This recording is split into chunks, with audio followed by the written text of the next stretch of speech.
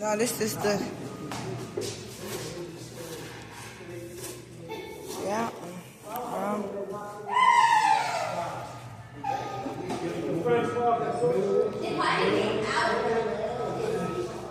I won't touch. Don't touch. Don't touch. Yeah, you gotta put. You gotta put $2 in there. I ain't got $2. Come on. What is that thing? That's the yeah, statue. That's how they believe. Stop touching. We're going to take you folks around the French Quarter. We're going to go through, just touch briefly into the Marigny, our oldest adjacent suburb, and I'm going to give you a lot of information about our history, architecture, and culture. All right, thank If you have you. any questions as we go along, Everything down for now? all of those who are new to New Orleans, let me tell you something about the city. North, south, east, and west are meaningless here. We drive due east to get to the West Bank. And that's because the Mississippi River's right there. It's only 50 yards away. Running by here at an odd angle skews the whole city around.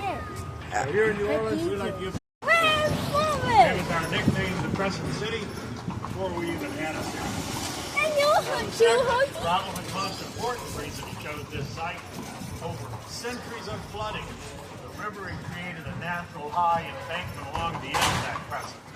So in 1718, this area was not as prone to flooding as the surrounding areas. In 2005, Hurricane Katrina came through here, flooded 80% of the city, but this area was not prone to flooding. Our old historic neighborhood, like the Garden District in the French Quarter, is 1 and 2 stories high. You go and template in the French Quarter, wherever you see a court, because it's law. So where are we going? 1988, well, we were still a Spanish colony. Already of that year, the Spanish, being very pious and devout Catholics, had wrapped up the bells of the church with cotton so they couldn't ring on their holy day.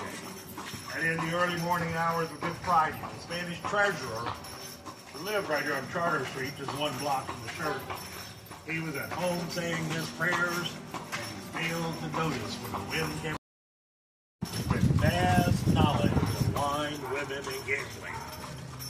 And in France, he had learned his favorite gambling game, a dice game called Hazards.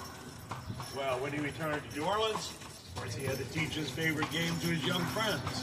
They would stand around on a street corner and throw dice on the ground. Had to squat down to see the results. And the posture they took reminded onlookers of the toad.